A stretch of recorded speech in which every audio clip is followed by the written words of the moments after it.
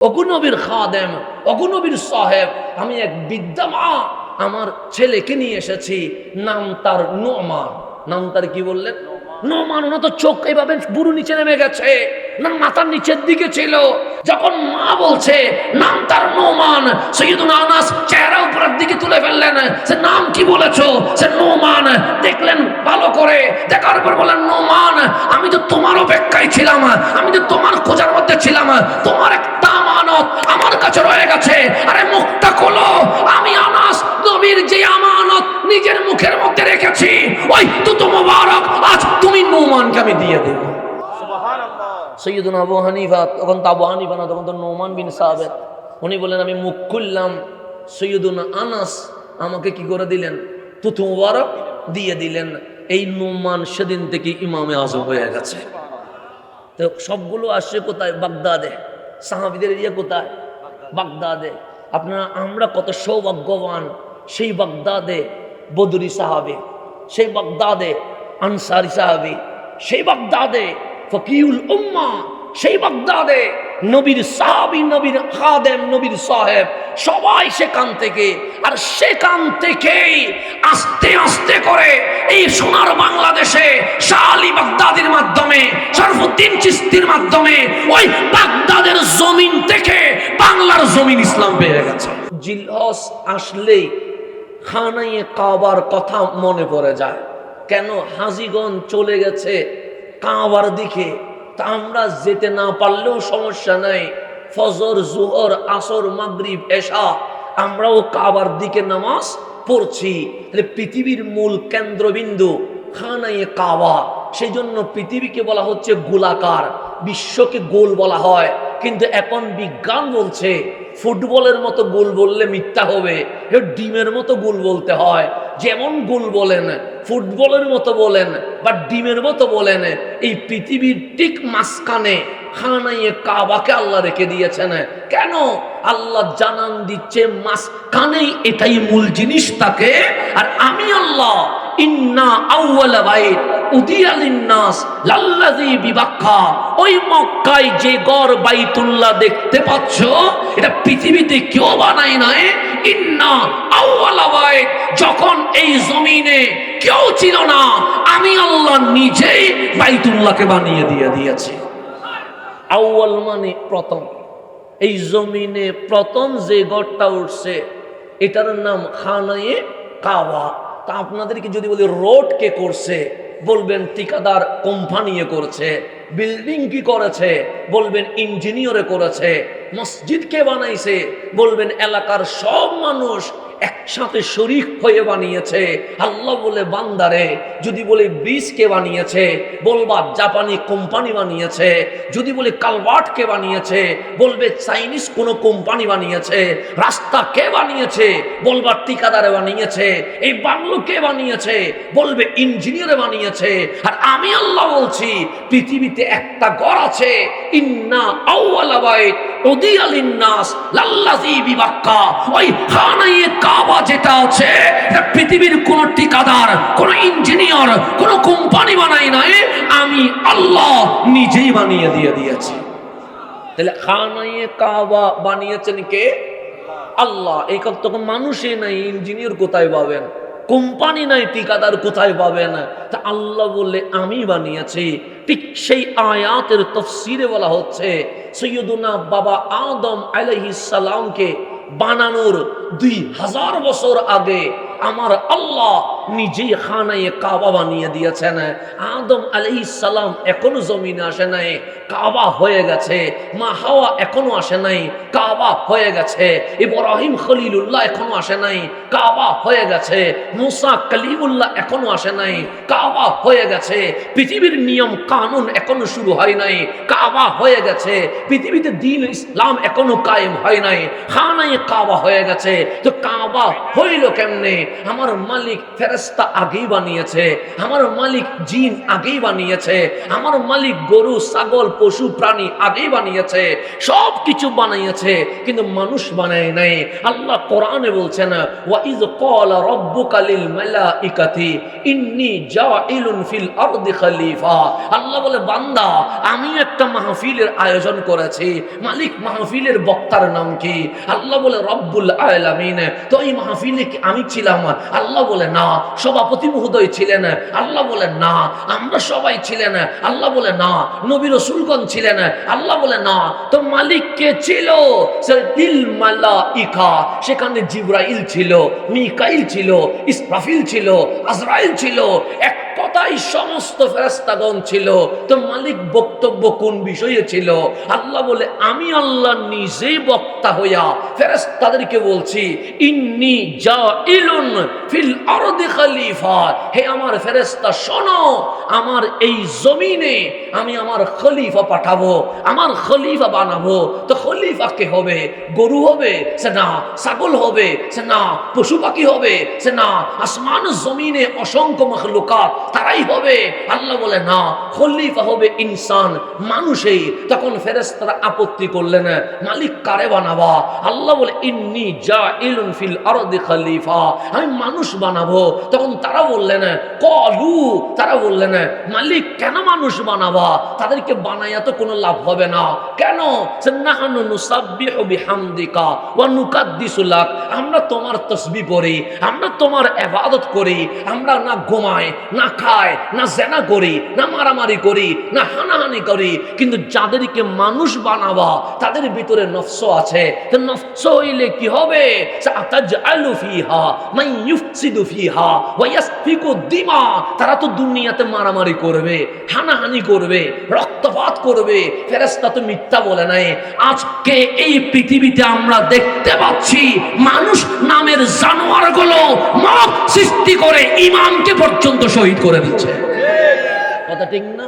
ফেরেশতারা তো মিথ্যা বলে নাই, বলছে ইন্নী জাইলুন ফিল আরদি খলিফা। যখন বলছেন ফেরেশতারা বলেন আতাজআলু ফিহা মান ইউফসিদু ফিহা ওয়া ইয়াসফিকু দিমা, মালিক তারা ফাসাদ করবে, তারা মারামারি করবে, তারা মব সন্ত্রাসী করবে, তারা মানুষকে মানুষ মনে করবে না। এই পৃথিবীতে যত অশান্তি হচ্ছে কোনো প্রাণী করে নাই। সকল অশান্তির মূলে মানুষ আছে না নাই? আছে। পাহাড় কাটছে কে? মানুষে। গাছ কাটছে কে? মানুষে। এই পৃথিবীতে জেনা করছে কে? মানুষে। হত্যা করছে কে? মানুষ রে।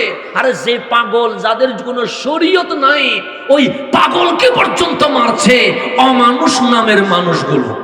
কথা ঠিক না? আমরা শাহ আলী বাগদাদি রহমতুল্লাহ আলাইহি ওনার মাজার প্রাঙ্গণে যেই নেক্কারজনক হামলা হয়েছে, এটা আমরা নিজের চোখে দেখেছি কি দেখি নাই? দেখছি। যাদের কারণে মুসলমান হইলাম তাদের গর্বারিও নিরাপদ নয়। আমরা বাংলার মানুষ বড় সৌভাগ্যবান। আপনি বলবেন হুজুর কেমনে বড় সৌভাগ্যবান? কারণ আমাদের সৌভাগ্য আসার পিছনে কারণ আছে। যখন আমার কামলিওয়ালা রসুল মক্কার জমিন ইসলাম কায়েম করলেন, আমার কামলিওয়ালার বয়স 53 বছর হয়ে গেছে। গনিয়া দেখে 700 জন মুসলমান। আমার রসুলের চোখের পানি বের হয়ে গেছে। আল্লাহ ডাক দিলেন হাবিব সব মানতে পারি, কিন্তু আপনার চেহারার মলিনতা মানতে পারি না, চোখের পানি মানতে পারি না। আমার রসুল ডাক দিয়ে বললেন মালিক আমার, আমি দিনেও আরাম করি না, রাতেও আরাম করি না। আমি একবার দাওয়াত দেই, না শুনলে 2 বার দাওয়াত দে, 2 বার না শুনলে 4 বার দে। আমাকে পাগল বললেও আমি দাওয়াত মিস করি না, আমাকে মারলেও আমি কখনো মক্কাবাসীকে পিছ দেই নাই। আমি দাওয়াতের পর দাওয়াত দিয়েছি। মালিক আমাকে পাঠাইলেন কিভাবে? আল্লাহ বলেন কাফাতাল লিন্নাস, আপনি শুধু কোনো কম, কোনো গোষ্ঠী, কোনো রাষ্ট্রের নবী নয়, কাফাতাল লিন্নাস। পৃথিবীর সূর্য যতদিন উঠবে, যত মানব জাতি দুনিয়ায় আসবে, সকল মানবের জন্য আপনি রহমতুল্লিল আলামিন হয়ে চলে এসেছেন। তখন কামলিওয়ালা বললেন মালিক রে, আমি রাত্রে ঘুমাই না, তাহাজ্জুদের নামাজের মধ্যে কাটায়, ফাতাহাজ্জাদ বিহি নাফিলাতান লাক। আমি দিনের বেলায় দিনকে দিন বলি না, দুপুরকে দুপুর বলি না, বিকেলকে বিকেল বলি না, আমি রাত দিন পরিশ্রম করি, কিন্তু রেজাল্ট হচ্ছে 700 জন মানুষ মুসলমান হয়েছে। আল্লাহ বলেন, হাবিব আপনার কি মনে দুঃখ? হাবিব বলেন, মনে বড় দুঃখ। কেন দুঃখ? আমি আবু জেহেলকে কত বুঝাইলাম, আবু জেহেল ঈমান আনে নাই। আবু লাহাবরে বুঝাইলাম, আবু লাহাব ঈমান আনে নাই। উতবা সাইবারে বুঝাইলাম, ঈমান আনে নাই। উমাইয়ারে বুঝাইলাম, ঈমান আনে নাই। বরং তারা আমারে পাগল বলে, পাথর মারে, আমার পিঠের উপর উঠের ঘুরি তুলে দেয়। আল্লাহ বলে, হাবিব আবু জেহেল ঈমান আনে নাই বলে, আবু লাহাব ঈমান আনে নাই বলে, অথবা সাইবা উমাইয়ারা ঈমান আনে নাই বলে আপনি নবী কষ্ট পেয়েছেন বুঝি? কামলিওয়ালা বলেন, আমি কি রহমতুল্লিল আলামিন নয়? আল্লাহ বলে, অবশ্যই আপনি রহমতুল্লিল আলামিন। কামলিওয়ালা বলে, আমার চোখের সামনে, আমার সামনে কালিমা না পড়ে বেঈমান হইয়া মারা যায়া জাহান্নামে চলে যাবে, এটা তো রহমতের নবী, কখনো সইতে পারবো না। আল্লাহ বলেন, হাবিব আমি তো যারা তার ইসলামের জন্য কবুল করব না, কারণ ইসলামও নূর, কোরআনও নূর, নবীও নূর। আমার ইসলামে কোন প্রকার আবু জাহেল আবু লাহাবের মতো নাপাক ঢুকতে পারে না। আবু বকর, ওমর, উসমান ও আলীর মতো যাদের কলব নূর হয়ে গেছে, তারাই কামলিওয়ালার সাহাবী হতে পারবে। এই সারা যাদের ভিতরে নেফাকি আছে, তারা চাইলেও আমার নবীর সাহাবী হওয়ার কোনো সুযোগ নাই। তখন আল্লাহর হাবিব বলেন, মালিক তারা ঈমান আনে নাই কেন? আল্লাহ বলেন, তারা ঈমান আনবে না, কারণ কি? সে ইন্নাকা লা তুসমিউল মাউতা, হাবিব আপনি মরারে শোনাইতে পারবেন না। আবু জেহেল হাঁটছে, আমার নবী বলছে তে তো হাঁটছে। আবু লাহাব কথা বলছে, উতবা সাইবা নেতৃত্ব দিচ্ছে, উমাইয়া বাজার করছে, কিন্তু আল্লাহ বললেন, ইন্নাকা লা তুসমিউল মাউতা, হাবিব আপনি মরারে শোনাইতে পারবেন না। তো যে হাঁটে সে তো মরা হয় না, যে বাজারে যায় সে তো মরা হয় না, যে সংসার করে সে তো মরা হয় না, যে বক্তব্য দেয় সে তো মরা হয় না। কিন্তু আল্লাহ বলছে, ইন্নাকা লা তুসমিউল মাউতা, হাবিব আবু জেহেল মরা, আবু লাহাব মরা, উতবা মরা, সাইবা মরা, আপনারা যারা পাগল বলে তারা মরা, আপনারা যারা পাথর মারে তারা মরা। কেন? যে দেখার নাম জিন্দা নয়, শোনার নাম জিন্দা নয়, বলার নাম জিন্দা নয়। যেই চোখ নবী চিনে নাই, যেই কান নবীর শান শুনে নাই, যেই জিহ্বা নবীর পক্ষে কথা বলতে পারে নাই, সে দুনিয়াতে জিন্দা হইলেও আল্লাহ বলে পৃথিবীতে সে মরে গেছে। তার নাম তাকবীর, নারে রিসালাত, নারে গাউসিয়া। তাহলে ইন্নাকা লা তুসমিউল মাউতা, হাবিব আপনি মরারে শুনাইতে পারবেন না ঘোষণাকার আল্লাহর। তো যে নবী চিনে নাই সে মরা, যে নবী শানে বেয়াদবি করে সে মরা, যে রাসূলের ইয়া রাসূলুল্লাহ বলতে পারে নাই সে মরা, যে মিলাদুন নবীর মাসে নবী পায়া খুশি হইতে পারে নাই সে মরা, যে জশ্নে জুলুস করতে পারে নাই সে জিন্দা নয়, সে মরে ফুসি গেছে। যে দুনিয়াতে মুসি গেছে সে কখনো নবীরে জিন্দা বলবে কেমনে? সে তো নিজে ফসা। যে যেরকম সে ভাববে সেরকম, সে যে দুনিয়াতে মরা, তার কাছে নবী মরা মনে হয়। আর যারা নবী প্রেমিক তারা মাটির উপরেও জিন্দা, মাটির নিচেও জিন্দা। এই জিন্দা বলে সুন্নিরা বলার সময় বলে, হায়াতুন নবী, উম্মত গোলাম যদি জিন্দা হইতে পারে, মুনিব নবী তো আরো বেশি জিন্দা হয়ে গেছে। সেজন্য যে যেরকম সে সেরকম ভাবে, এখানে নিয়ে মনে কষ্ট পাওয়ার কিছু নাই। কেউ যদি বলেন নবী মরা, বুঝি যাবেন সমস্যা নবীর না, সমস্যা তার যে মরা সে নবীরে মরা বলে। আর কেউ যদি বলেন নবী জিন্দা, বুঝবেন কামিয়াব হয়ে গেছে। কেন? দুনিয়াতেও সে জিন্দা, মরার পরেও সে জিন্দা, সে কারণে তার কাছে নবীটাও কি হয়ে গেছে? জিন্দা হয়ে গেছে। তা আল্লাহ বললেন, হাবিব এই মরাগুলো শুনবে না। তখন আল্লাহ হাবিব জিজ্ঞেস করলেন, মওলা যারা শুনবে না তাদেরকে আমি কি করব? আল্লাহ আল্লাহ বলে যেগুলো শুনবে না তাদেরকে দাওয়াত দেওয়ার দরকার নাই। তো দাওয়াত যদি দেওয়ার দরকার না হয় আমি কি মক্কায় থাকবো? আল্লাহ বলেন না, আপনি ইয়াসরাব নামক জায়গায় চলে যান। কেন? ওখানের মানুষগুলো নবী দেখে নাই, কিন্তু নবীর প্রেমে তারা উত্তাল হয়ে আছে। আপনি কদম রেখে ইয়াসরিবকে মদিনা বানায়া দেন। সেজন্য বুখারী শরীফের হাদিস হচ্ছে, আমার রাসূল বলছেন ইউকল, মানুষ এই জমিনকে ইয়াসরিব বলে। না না না, আমি নবীর কদম এই মাটিতে লাগতে দেরি, তার ইয়াসরিব নাই, এটা মদিনায় মুনাওয়ারা হয়ে গেছে। আমার রাসূল যাইতে দেরি, এটা কি হয়ে গেছে? মদিনা হয়ে গেছে। তা আল্লাহ বলেন, হাবিব যারা আপনারে 53 বছরে শুনে নাই, শিখে নাই, দেখে নাই, চিনে নাই, গোলামি নিতে পারে নাই, ওদের মাঝে থাকার কোনো দরকার নাই। যারা চিনে তাদের কাছে জানে। সেই জন্য বাংলাদেশে একটু নবীর প্রেমের কথা বেশি হয়। কেন? কারণ আমরা নবীরে চিনছি বলে। যাদের কপালে নবী চিনা হয় নাই তারা নবীর কথা বলবে না। তো আমরাই সৌভাগ্যবান, কারণ আমাদের মুখ দিয়ে নবীর কথা বের হয়। আমার রাসূল 53 বছর বয়সে খানায়ে কাবার ওই চত্বর মক্কা নগরী ছেড়ে দিয়ে মদিনায় মুনাওয়ারায় আসলেন। পৃথিবীর ইসলামের সূর্য উঠে গেছে, দলে দলে আমার নবীর কদমে মানুষ আসতে লাগলেন।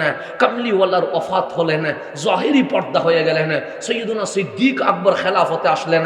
খেলাফতে যখন আসলেন, আস্তে আস্তে সাহাবায়ে কেরাম দিক বেদিক ছুটতে শুরু করেছে, এক রাষ্ট্র থেকে আরেক রাষ্ট্র শুরু করেছে। ইতিহাস লিখছে ওই জামানায় সিদ্দিক আকবরের জামানা থেকে ফারুক আজম, ফারুক আজমের জামানা থেকে উসমান যুন্নুরাইন, উসমান যুন্নুরাইনের জামানা থেকে মাওলা আলী।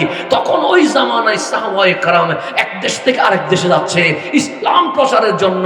সেখানে লেখা আছে 313 জন বদরি সাহাবীর মাঝে 150 জন সাহাবী বাগদাদে চলে এসেছে। বদরি সাহাবী কয়জন? 313। তন্মধ্যে 150 জন, তার মানে 150 জন চলে আসছে কোথায়? বাগদাদে। বদরি সাহাবী, বদরি সাহাবীদের মধ্যে 150 জন আসছে বাগদাদে। মদিনার আনসার থেকে আরো 150 জন আসছে বাগদাদে। হইল কয়জন? 300 জন। 300 জন আসে গেছে কোথায়? বাগদাদে। এটা যেন গভীরভাবে খেয়াল করবেন, আমরা কত সৌভাগ্যবান বান্দা, কত সৌভাগ্যবান নবীর উম্মত, কত সৌভাগ্যবান মালিকের বান্দা। 150 জন বদরি সাহাবী, ওনারা মদিনায় মুনাওয়ারার সফর শেষ করে সবাই চলে আসলেন কোথায়? বাগদাদে। 150 জন আনসারী সাহাবী যারা মদিনা ছেড়ে চলে আসছেন কোথায়? বাগদাদে। তার মধ্যে ফকিহুল উম্মাহ যাকে বলা হয় হযরতে আব্দুল্লাহ ইবনে মাসউদ রাদিয়াল্লাহু তাআলা আনহুমা, উনিও চলে আসছেন কোথায়? বাগদাদে। ঠিক আমার নবীর যিনি খাদেম, বুখারী শরীফে যেখানে লেখা আছে ওয়ান আনাস রাদিয়াল্লাহু তাআলা আন, ব্র্যাকেটে লেখা আছে সাহিবুহু ওয়া খাদিমুহু, কামলিওয়ালার 24 ঘন্টার খাদেম যার নাম হযরতে আনাস, উনিও চলে আসছেন বাগদাদে। উনিও চলে আসেন কোথায়? বাগদাদে। মানে পুরা এলম সব জমা হচ্ছে কোথায়? বাগদাদে।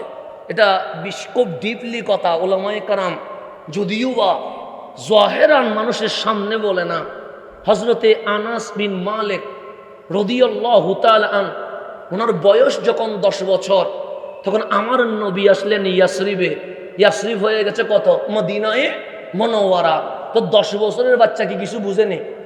বুঝে না। তোরা খেলবে, দৌড়বে, কথা বলবে, ডিস্টার্ব করবে। যেমন ছোট ছোট বাচ্চাগুলো একবার এদিকে আসতেছে, আরেকবার ওইদিকে যাচ্ছে। তো তার বয়স যদি 20 বছর হইতো, সে কি কখনো দৌড়াদৌড়ি করতো? কেন? তার এই যে শিশু সুলভ আচরণ সে তো ও করবে। আমি যদি এখান থেকে না আমি দৌড়ি, মানুষে পাগল বলবে না? আচ্ছা, এই হুজুরে কি শুরু করছি না, আমি এখানে ডানে আর বামে দৌড়ে। তা আমি দৌড়লে আপনি বলবেন মেন্টাল, কিন্তু এই ছোট বাচ্চা দৌড়লে আপনি বলবেন না না, এটা তো ওর আচরণ শিশু সুলভ।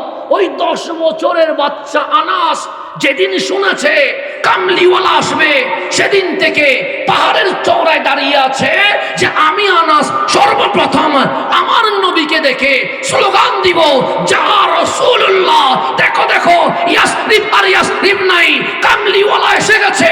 আমার নবীর কদমের নূরে ইয়াসরিব আজ মদিনায় মুনাওয়ারা হয়ে গেছে। 10 বছরের বাচ্চা অপেক্ষা আছে কার জন্য? নবীর জন্য, মদিনাওয়ালার জন্য। কামলিওয়ালা আসলেন, মানুষ রাসূলকে টানছে। এগুলো বলতে গেলে অনেক দূরে চলে যাবে ঘটনা। মানুষ টানছে রাসূলকে।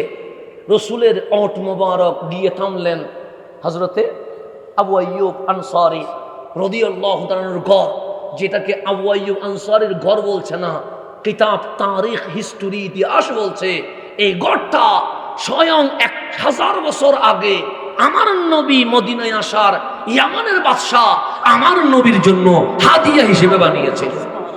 নবী কারো ঘরে ওঠে নাই, নবী নিজের ঘরে উঠছে। এই আবু আইয়ুব আনসারীর ঘর, এটা রসুলের ঘর, এখানে রসুল উঠছে। তো যখন একটা গড় নির্ধারিত হয়ে গেছে, সেখানে কেউ কাপড় নিয়ে যাচ্ছে, কেউ থালা বাসন নিয়ে যাচ্ছে, কেউ খাবার নিয়ে যাচ্ছে, কেউ হাদিয়া নিয়ে যাচ্ছে। সৈয়দুনা আনাস মায়ের কাছে আসলেন, মাগো ইয়াসরিবের আবহাওয়া পরিবর্তন হয়ে গেছে, কেন? কামলিওয়ালা ইয়াসরিবকে মদিনা বানিয়ে দিয়েছে, সবাই হাদিয়া নিয়ে দিচ্ছে, মারে আমাদের ঘরে কি দামি কোনো জিনিস নাই? মা বললেন, আমরা গরিব মানুষ, এক বেলা খাইলে 2 বেলা খাইতে পারি না, দামি জিনিস থাকবে কোত্থেকে? তার যদি দামি জিনিস থাকতো আমরাও তো নবীকে হাদিয়া দিতে পারতাম। সৈয়দুনা আনাসের মায়ের চেহারার রং পরিবর্তন হয়ে গেছে। আনাস বললেন, মাগো আমরা যেহেতু মিনাল ফুকারা মিনাল গুরাবা, আমরা যেহেতু ফকির মিসকিনের ফ্যামিলি থেকে এসে গেছি, সুতরাং আমাদের কোনো গুসা রাগ হওয়ার দরকার নাই। যেহেতু নবীজিকে অনেকে হাদিয়া দিচ্ছে, আমরা না দিলেও কোনো সমস্যা নাই। তখন আনাসের মাকে সান্ত্বনা দিয়ে আনাস জিজ্ঞেস করলেন, মারে তোমার কাছে সবচেয়ে দামি জিনিস কোনটা? তো মা আনাসের দিকে তাকিয়ে বলছেন, বাবারে সূর্যের চেয়ে, চাঁদের চেয়ে, আসমান ও জমিনের চেয়ে সবচেয়ে দামি জিনিস আমার কাছে আমার ছেলে আনাস। তখন আনাস বলে, আগে না বলছিলা ঘরে দামি জিনিস নাই? কে বলে দামি জিনিস নাই? তোমার ঘরে তো আমি আনাস তোমার কাছে সবচেয়ে দামি। মারে একটা কাজ করো না। সে কি কাজ? সে আমি আনাসকে ধরে তুমি মা নবীর কদমে হাদিয়া দিয়ে দাও।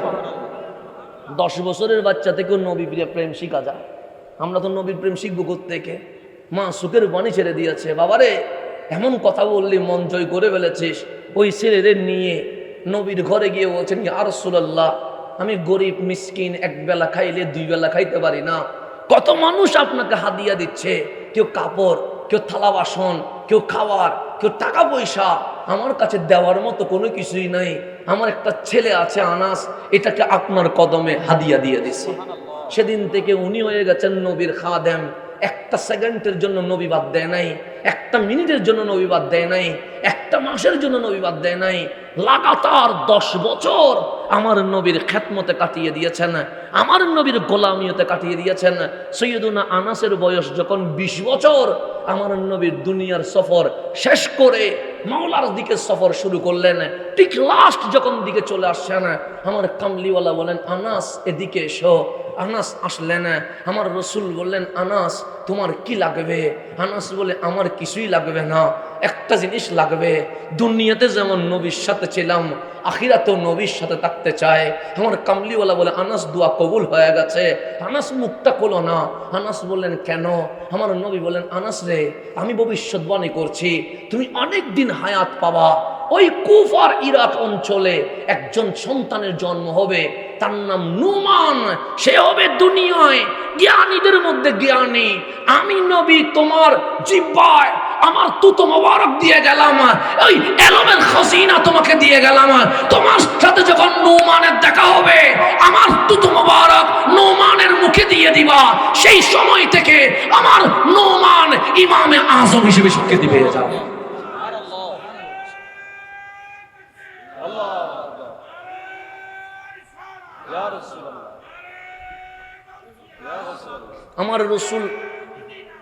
আমার রসুল হযরত আনাসকে বললেন, মুখটা খোলো। উনি মুখ খুললেন, আমার নবীজি তুতু মুবারক দিলেন। কেন? আনা মদিনাতুল ইলম। ওই এলম থেকে কিছু অংশ আনাসকে জিম্মাদার দিয়ে দিলেন, আমানত দিয়ে দিলেন। সৈয়দুনা হযরতে ইমামে আজম আবু হানিফা রাদিয়াল্লাহু তাআলা রওয়ায়াত করছেন, সৈয়দুনা আনাস চলে আসলেন কুফার জমিনে। চতুর্দিকে আওয়াজ উঠে গেছে যে আজ আনাস বিন মালিক কুফার জমিনে চলে এসেছে। তো একজন বড় আলেম যদি আনোয়ারাতে আসে, আপনার দেখা করতে যান কি যান না? যান তো, সবাই তো দেখা করতে যাবেন। যখন বিদেশ থেকে কোনো মেহমান আসছে, আমরা দেখা করতে যাই। হুজুর কিবলাই আলম আসছে, আমরা ছুটে ছুটে গাড়ি নিয়ে কোথায় চলে যায়? জশ্নে জুলুসে চলে যায়। একটা পালক যদি নবীর আওলাদকে দেখতে পারি, এটাই আমাদের নাজাতের ওসিলা মনে করে।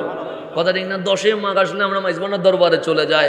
কাল 18 তারিখ কাল বাবা শাহ আমানতের উর্সে পাক, আমরা সেখানেও দলে দলে কি করব, যাব। কেন?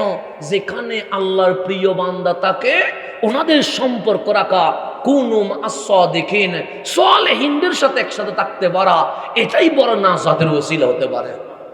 তা আনাস বিন মালিক আসলেন কুফায়। কুফাবাসী আনাস বিন মালিককে পায়া, নবীর খাদেমকে পেয়ে চতুর্দিক থেকে মানুষ আসছে যে কি নেওয়ার জন্য, দোয়া নেওয়ার জন্য। তা আনাস বিন মালিক যখন আসলেন, হযরতে ইমামে আজম আবু হানিফা বলছেন, আমার মা তখন বিদ্যা হয়ে গেছে, আমি তখন বয়সে অনেক ছোট। আমার মা বললেন, ওরে নোমান চলো, কুফাতে নবীর সাহাবী হযরতে আনাস এসেছে, ওনার থেকে একটু দোয়া নিতে যাব। সৈয়দুনা আবু হানিফা বলছেন, আমার মা আমাকে ধরে কুফা শহরে আসলেন, দেখলাম মানুষের ভিড় আর ভিড়, আমি নোমান বড় ভয় পেয়ে গেলাম। এত ভিড়ের মাঝে আমরা নবীর সাহাবীর দিদার কেমনে পাবো? তা আমার মা যেহেতু বিদ্যা ছিলেন, আমার মাকে দেখে মানুষ সাইড করে দিচ্ছে, কারণ বিদ্যা মহিলা দেখলে আমরা মাঝে মাঝে বাসের মধ্যে সিট ছেড়ে দিই, কথা ঠিক না? রাস্তা কি করে দিই, সাইড করে দিই। তো হযরতে আবু হানিফার আম্মা জান বিদ্যা ছিলেন, লাঠি নিয়ে আসছেন। তো মানুষ যখন দেখলেন একটা বিদ্যা মহিলা নবীর সাহাবীর দোয়ার জন্য আসছে, সবাই সাইড করে দিলেন। আমার মা আমাকে ধরে আছে। আস্তে আস্তে আস্তে আস্তে আমরা সৈয়দুনা আনাসের সামনে আসলাম। আমি নোমান দেখতে পাচ্ছি সৈয়দুনা আনাসের চুল পেকে গেছে, দাড়ি সাদা হয়ে গেছে, বুড়ুগুলো সাদা হয়ে গেছে, বুড়ুর পলক নিচে নেমে গেছে। মানুষ বেশি বৃদ্ধ হয়ে গেলে কুজু হয়ে যায়। সৈয়দুনা আনাসও সোজা থেকে কি হয়ে গেছে, কুজু হয়ে গেছে। চোখের বুড়ো এত নিচু হয়ে গেছে, উনি ভালো করে কি করতে পারে না, চোখ খুলতে পারে না, কারণ বয়স অনেক বেশি বেশি হয়ে গেছে। কখন রাসূলের ইন্তেকাল, আর এখন সৈয়দুনা ইমামে আজমের জামানা, তো ওনার চোখের বুড়ো নিচের দিকে নেমে গেছে। যখন হযরতে আবু হানিফার আম্মা জান সৈয়দুনা আনাসের দরবার আসলেন, ডাক দিয়ে বলেন, ওগো নবীর সাহাবী, ওগো নবীর খাদেম, ওগো নবীর সাহেব, আমি এক বিদ্যা মা আমার ছেলেকে নিয়ে এসেছি, নাম তার নোমান। নাম তার কি বললেন? নোমান। ওনা তো চোখ এইভাবে বুড়ো নিচে নেমে গেছে, না মাথার নিচের দিকে ছিল। যখন মা বলছে নাম তার নোমান, সৈয়দুনা আনাস চেহারা উপরের দিকে তুলে ফেললেন। সে নাম কি বলেছো? সে নোমান। দেখলেন ভালো করে, দেখার পর বললেন, নোমান আমি তো তোমার অপেক্ষায় ছিলাম, আমি তো তোমার খোঁজার মধ্যে ছিলাম, তোমার একটা আমানত আমার কাছে রয়ে গেছে। আরে মুখটা খোলো, আমি আনাস নবীর যে আমানত নিজের মুখের মধ্যে রেখেছি, ওই দুটো মোবারক আজ তুমি নোমানকে আমি দিয়ে দেব। সৈয়দুনা আবু হানিফা, তখন তো আবু হানিফা না, তখন তো নোমান বিন সাবেত, উনি বলেন আমি মুখ খুললাম, সৈয়দুনা আনাস আমাকে কি করে দিলেন, তুতু মোবারক দিয়ে দিলেন। এই নোমান সেদিন থেকে ইমামে আজম হয়ে গেছে। তো সবগুলো আসছে কোথায়? বাগদাদে। সাহাবীদের এরিয়া কোথায়? বাগদাদে। আপনারা আমরা কত সৌভাগ্যবান, সেই বাগদাদে বদরি সাহাবী, সেই বাগদাদে আনসারী সাহাবী, সেই বাগদাদে ফকিউল উম্মাহ, সেই বাগদাদে নবীর সাহাবী, নবীর খাদেম, নবীর সাহেব, সবাই সেখান থেকে। আর সেখান থেকেই আস্তে আস্তে করে এই সোনার বাংলাদেশে শাহ আলী বাগদাদির মাধ্যমে, শরফুদ্দীন চিশতির মাধ্যমে ওই বাগদাদের জমিন থেকে বাংলার জমিন ইসলাম পেয়ে গেছে। আমরা ইসলাম পাইছি, এটা কানেকশন মদিনা থেকে ডাইরেক্ট। কোত্থেকে? মদিনা থেকে ডাইরেক্ট কানেকশন। আমাদের কানেকশনের মধ্যে কোনো বেজাল। সেই জন্য আপনারা যারা ছেলেদেরকে মাকতাবে পাঠান, মাকতাবের মধ্যে কায়দার নাম কি? কায়দায়ে বগদাদি। বগদাদি কায়দা, কায়দার নাম। কেন? ওই বগদাদি নাম দিয়ে আপনাকে জানান দিচ্ছে তোমার ইসলামে ভেজাল নাই। কেন? সে মদিনার ইসলাম বাগদাদে আসছে, কায়দায়ে বাগদাদি। সর্বপ্রথম তুমি যখন মাকতাবে গেছো, তোমার ভেতরে নসদের প্রেম যেন না আসে, তোমার ভেতরে খারেজির প্রেম যেন না আসে, তোমার ভেতরে শিয়ার প্রেম যেন না আসে। কায়দায়ে বাগদাদি, তোমার ইসলাম বাগদাদ থেকে এসেছে। তুমি খারেজিও নয়, তুমি শিয়াও নয়, তুমি মুস্তাফার গোলাম আহলে সুন্নাত ওয়াল জামাত। সেই জন্য প্রথম বই খুলতে গিয়েই প্রথমে লেখা আছে কায়দায়ে বাগদাদি। আলিফবার আগে, কিসের আগে? আলিফবার আগে, বিসমিল্লাহর আগে লেখা আছে কায়দায়ে বাগদাদি। কেন বাগদাদি? তোমার প্রেম যেন গৌসে পাক পর্যন্ত যায়, সেজন্য প্রথম বই বাগদাদি বই। আর সেটা বাদ দিয়ে এখন আসি নজদের প্রেমে। কিসের প্রেমে? নজদের প্রেমে। এখন আসি খারজিয়তের প্রেমে, কেউ আছে শিয়াবাদের প্রেমে। এই প্রেম তো আমাদের দরকার ছিল না। আমাদের তো প্রথম বইয়ে লেখা আছে কায়দায়ে বাগদাদি। কেন? সে মদিনার ইসলামটা বাগদাদে আসছে, ওই বাগদাদের ইসলামটা তোমার সোনার বাংলাদেশে আসছে। শাহ আলী বাগদাদি, ওনার মাধ্যমে আমরা ইসলাম পেয়েছি। শরফুদ্দিন চিশতি, ওনার মাধ্যমে আমরা ইসলাম পেয়েছি। বাইজিদ বুস্তামি, ওনার মাধ্যমে আমরা ইসলাম পেয়েছি। শাহজালাল, শাহ কামাল, নাসিরউদ্দিন সিপাহসালা, ওনাদের মাধ্যমে আমরা ইসলাম পেয়েছি। মোহসেন আউলিয়া শাহ আমানত, ওনাদের মাধ্যমে আমরা ইসলাম পেয়েছি। আজ শাহ আলীর বাগদাদির মাজারে হামলা করে তারা প্রমাণ করছে আমরা মদিনার ইসলাম নয়, আমরা এজিদের ইসলামে বিশ্বাস করি। এটাই তারা প্রমাণ করেছে। আমাদের কায়দায় লিখে ছিল কায়দায়ে বাগদাদি। কেন? শাহ আলী বাগদাদি থেকে। কি থেকে? শাহ আলী বাগদাদি ইসলামের, আমাদের বাংলাদেশের জন্য ইসলামের মূল, আমাদের বাংলাদেশের জন্য ইসলামের আসল। সেজন্য শাহ আলী বাগদাদির মাধ্যমে ইসলামটা এখানে এসেছে বলে আমাদের কায়দার নাম কি? কায়দায়ে বাগদাদি। এই বাগদাদি নামটা সেখান থেকে এখানে এসেছে। আজকে সোনার বাংলাদেশে দেখতে হয় যাদের কারণে মুসলমান হইলাম, তাদের পবিত্র দরগা পর্যন্ত এই মুসলিম নামক খারেজি, উগ্রবাদী, জঙ্গি, এজিদের হাতে কখনো নিরাপদ না। ওরা কি ইসলামের কোনো লাভ করেছে? বাংলাদেশে নাস্তিক আছে না? অনেক নাস্তিক আছে তো। প্রত্যেক নাস্তিককে জিজ্ঞেস করবেন তোমার আসল পরিচয় কি? দেখবেন ওর বাবা মুসলমান, ওর মা মুসলমান, ওর বংশ মুসলমান। মুসলমানের ঘরের ছেলে কি হয়ে গেছে? নাস্তিক হয়ে গেছে। জিজ্ঞেস করবেন তুমি কি কোরআনে কোনো ভুল পাইছো? ও বলবে আমি কোরআন পড়িই নেই, ভুল পাবো কোত্থেকে? তুমি কি আমার নবীর জীবনীতে কোনো দোষ পেয়েছো? হে বলবে রসুলের জীবনী আমার ভালো করে কি হয় নাই, পড়া হয় না। তো তুমি নাস্তিক হইছো কেন? তখন উত্তর দিবে তোমাদের মধ্যে দাড়ি টুপি জুব্বা পরে মাদ্রাসায় যখন ছেলের উপর বলাৎকার করে তখন আমরা মুসলিম থাকতে পারি না। তাদের কারণে নাস্তিক হয়েছে, তাদের কারণে নাস্তিক হয়েছে। এখানে তাদের কাছে ছোট মেয়ে নিরাপদ নয়, তাদের কাছে মানুষের বউ নিরাপদ নয়। তাহলে এখন মাজারে যদি গাজা চলে বলে মাজার ভাঙ্গে, বলাৎকারের কারণে তাদের মাদ্রাসাগুলো ভাঙ্গা উচিত ছিল। তো ভাঙ্গে নাই কেন? প্রশ্ন হচ্ছে তুমি ভাঙ্গো নাই কেন? তখন উত্তর আসবে আমাদের জন্মই তো এটার উপরে হয়। কথা ঠিক না?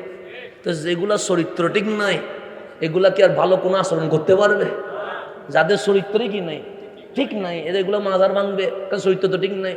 এগুলোর কাছে না মা নিরাপদ থাকে, না বোন নিরাপদ থাকে, না মেয়ে নিরাপদ থাকে, না ছেলে নিরাপদ থাকে। তো যাদের কাছে কেউ নিরাপদ নয় তাদের কাছে শান্তির জায়গা মাজার, দরগা, খানেকা নিরাপদ থাকবে প্রত্যেকে। ওদের ভিতরে কালচার চরিত্রগতভাবে কি নয়, ঠিক নয়। তা আল্লাহ যেন সেই খারেজি থেকে, উগ্র থেকে, জঙ্গিদের থেকে আমাদের সোনার বাংলাদেশকে যেন হেফাজত করে। এখন সেই জন্য বাংলাদেশে যত নাস্তিক বেড়েছে, আপনি কথা বলে দেখবেন এই নাস্তিকগুলো, এই নাস্তিক হওয়ার পিছনে তাদের চরিত্র, তাদের আচার, তাদের আচরণ, এই জঙ্গি খারেজিদের, উগ্রবাদীদের কারণে সোনার বাংলাদেশে আজ নাস্তিক নামের গোষ্ঠী পয়দা হয়ে গেছে। অনেক ছেলে সেকুলার হয়ে গেছে। আনোয়াতে দেখবেন অনেক ছেলে ইসলাম ত্যাগ করেছে, শুধু জুমার নামাজ পড়ে। কিসের নামাজ পড়ে? জুমার নামাজে, মুসলমান না। আপনি কথা ঠিক, কথা ঠিক। কেন? কারণ আমরা যে ঢাকায় নামাজ পড়ায় আমাদের হর এক রকম মুসল্লি আছে, একরকম না, হর এক রকম মুসল্লি।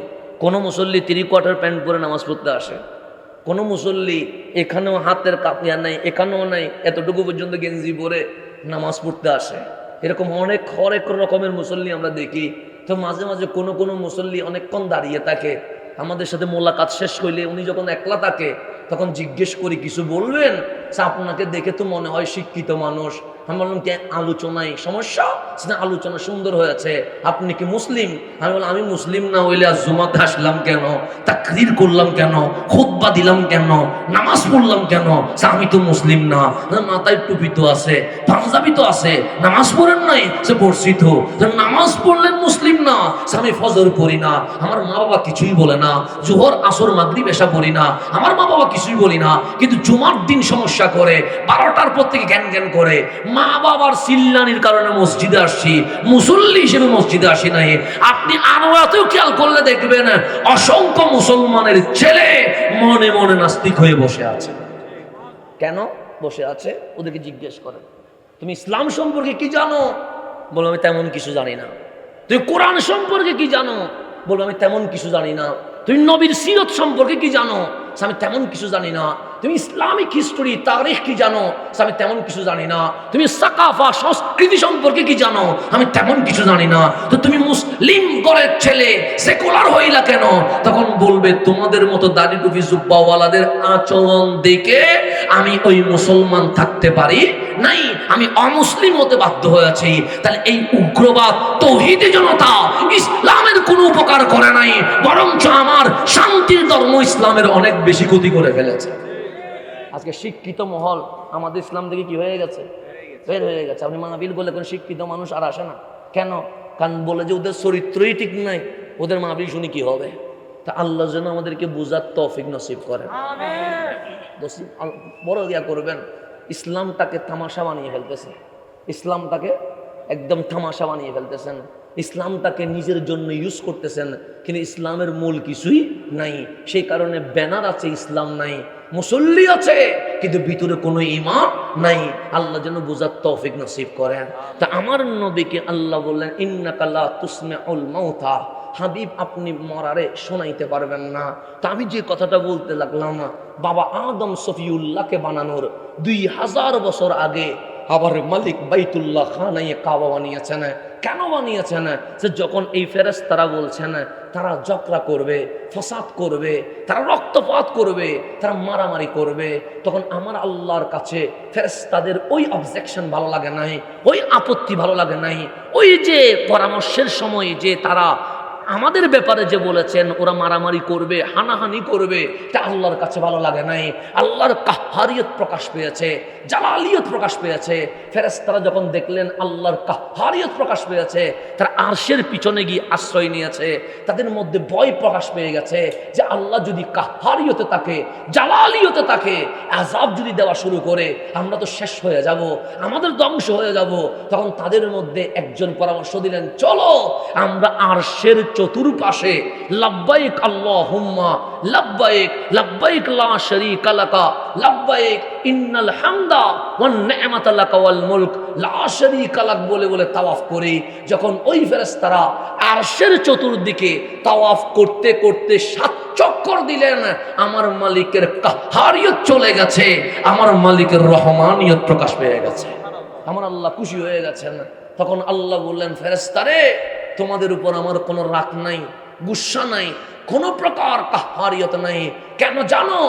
আল্লাহ কেন? তোমরা যে আরশের চতুর্পাশে ঘুরে ঘুরে লাব্বাইক আল্লাহুম্মা লাব্বাইক বলে তাওয়াফ করেছো, আমি মাওলাকে খুশি করে ফেলেছো। তখন ফেরেশতারা বললেন, মালিক আপনি যেখানে রাজি আমরা সেখানে রাজি, আপনি যেখানে নারাজ আমরা সেখানে নারাজ। তখন আল্লাহ বলেন, ওরে আমার ফেরেশতা, আমি যে আমার বান্দা বানাবো, বান্দা তো গুনাহ করবে, পাপ করবে, অপরাধ করবে। হাইয়া আলাস সালাহ বলে মসজিদে রাখলে সে চায়ের দোকানে চলে যাবে, হাইয়া আলাল ফালাহ বলে ওকে মসজিদে রাখলে সে সিনেমা হলে চলে যাবে। সে যখন আমার কথা শুনবে না, আমি আল্লাহর রাগ উঠবে, কাহ্হারিয়ত উঠবে, জালালিয়ত উঠবে, তখন তো আমি আল্লাহ তাকে আযাব দিয়ে শেষ করে ফেলবো। কিন্তু আমি তো আমার বান্দারে বলেছি বিসমিল্লাহির রহমানির রহিম, আমি তো আমার বান্দারে বলেছি আলহামদুলিল্লাহি রাব্বিল আলামিন আর রহমান আর রহিম, আমি তো আমার বান্দারে বলেছি আর রহমান আল্লামাল কোরআন। পৃথিবীতে যত আলেম আছে, যত টিচার আছে, যত শিক্ষক আছে, যত মুআল্লিম মুদাররিস আছে, শিক্ষকের কাছে যে শাসন করা, মারা, একটু করে আপনাকে আমাকে শাসন করে পড়িয়ে দেওয়া। সেজন্য আমরা যখন মাকতাবে গেছি তখন দেখলাম হুজুর মারে, আমরা যখন প্রাইমারি স্কুলে গেছি দেখলাম আমাদের মাস্টার আমাদেরকে মারে, আমরা যখন স্কুলে গেছি আমরা দেখলাম সেখানেও আমাদের টিচার আমাদেরকে মারে, যখন আমাদেরকে ঘরের মধ্যে টিউশনি পড়াচ্ছে সেখানেও দেখলাম আমার টিচার আমাকে মারে। তাই শিক্ষকের কাজ হচ্ছে শাসন করা, মারা। কিন্তু আল্লাহ বলেন আর রহমান আল্লামাল কোরআন, পৃথিবীর সমস্ত শিক্ষক ছাত্রের ভুল হইলে মারে, আর আমি আল্লাহ এমন শিক্ষক আর রহমান, বান্দা ভুল করলে আমি আল্লাহ মাফ করে দিয়ে থাকি। আল্লাহ আমাদেরকে সেজন্য আল্লামাল কোরআন বলেছেন। চাইলে বলতে পারতেন আর রহমান খালাকাল ইনসান, বলতে পারতেন, কিন্তু বলেন আগে আল্লাহ মানছে, এরপর খালাকাল ইনসান। খালাকাল ইনসান এটা পরে, কিন্তু আগে বলছে আল্লামাল কোরআন। মালিক আলেম তো হব সৃষ্টি হওয়ার পরে, সৃষ্টি আগে এলম পরে। আল্লাহ বলে না, আর রহমান আল্লামাল কোরআন খালাকাল ইনসান, সৃষ্টি পরে এলম আগে। আল্লাহ বলে আমি এলমের কথা আগে বলছি। কেন? বান্দা তোমার কাছে মাকতাবের কথা মনে বললে তুমি মনে করো হাফেজ সাহেব তো মারে, তুমি প্রাইমারি স্কুলের কথা মনে বললে হেডমাস্টার তো মারে, স্কুলের কথা মনে পড়লে প্রিন্সিপাল তো মারে। তো যখন মালিকের কথা মনে পড়বে তখন বলবা আর রহমান আল্লামাল কোরআন, পৃথিবীর শিক্ষক মারে। আর যিনি রহমান উনি এমন শিক্ষক, বান্দা ভুল করলে ওই রহমান তোমাকে মাফ করতে প্রস্তুত হয়ে গেছে। তা আল্লাহ বলে আমার বান্দারা তো আমি শিখাইছি বিসমিল্লাহির রহমানির রহিম, আমি রহমান, আমি রহিম, আমি আজিজ, আমি অদূত, আমি গফুর, আমি সত্তার। আমার বান্দা তো এটাই আশা করছে যে আমার আল্লাহ আমারে মাফ করে দিবে। সেজন্যই আমার রসুল আরবি বলছেন, বান্দা আল্লাহর ব্যাপারে যেভাবে ধারণা করে আল্লাহ সেইভাবেই আচরণ করে। আপনি যদি ধারণা করেন আল্লাহ তো আমারে মাফ করবে না, আল্লাহ বলে বান্দা তুই ধারণা করেছিস মাফ করবো না, তাহলে আমিও তোর সাথে সেরকম আচরণ করব। আর আপনি যদি ধারণা করেন হ্যাঁ আমি তো অযোগ্য মানুষ, হ্যাঁ আমার তো কোনো কোয়ালিটি নেই, কিন্তু আমি ভুল করেছি, আমি অপরাধ করেছি, আমি পাপ করেছি, এমন পাপ যেটা আমার আসমান পর্যন্ত ছুঁয়ে গেছে, এমন পাপ যেটা আমার জমিন পর্যন্ত ছুঁয়ে গেছে, এমন পাপ যেটা সমুদ্রের পানির ওজনের চেয়ে বেশি ওজন হয়ে গেছে, কিন্তু আপনি আশা করছেন যে আমার মালিক আমাকে মাফ করে দিবে। আপনি যাই নামাজ বিছিয়ে দিয়েছেন, চোখের পানি ছেড়ে দিয়ে বলছেন মালিক রে চোখ দিলা কোরআন দেখার জন্য, আমি চোখ দিয়ে কি না কি দেখেছি মালিক, এই চোখ তোমারে দেখাবো কেমনে? কান দিলা নবীর শান শোনার জন্য, আমি কি না কি শুনেছি মালিক, এই কান তোমার দরবার উপস্থাপন করব কেমনে? মালিক জিহ্বা দিলা কখনো আল্লাহু আকবার বলার জন্য, কখনো ইয়া রাসূলুল্লাহ বলার জন্য, কিন্তু আমার এই জিহ্বা গালি দিয়েছে, বকা দিয়েছে, গান দিয়েছে, অশ্লীল কথা বলেছে। মালিক এই জিহ্বা তোমার দরবারে কেমনে হাজির করাবো? মালিক হাত দিলা সালাম দেওয়ার জন্য, আমার হাত মানুষের উপর জুলুম করেছে। পা দিয়েছ মসজিদে যাওয়ার জন্য, আমার পা তো সিনেমা হলে চলে গেছে। আপনি সুখের পানি ছেড়ে দিয়ে বলছেন আমার বিশ্বাস আমার গুনার চেয়ে আমার রহমানের রহমানিয়তের পাওয়ার অনেক বেশি, আমার পাপের চেয়ে আমার গফুরের ক্ষমা করার ক্ষমতা অনেক বেশি।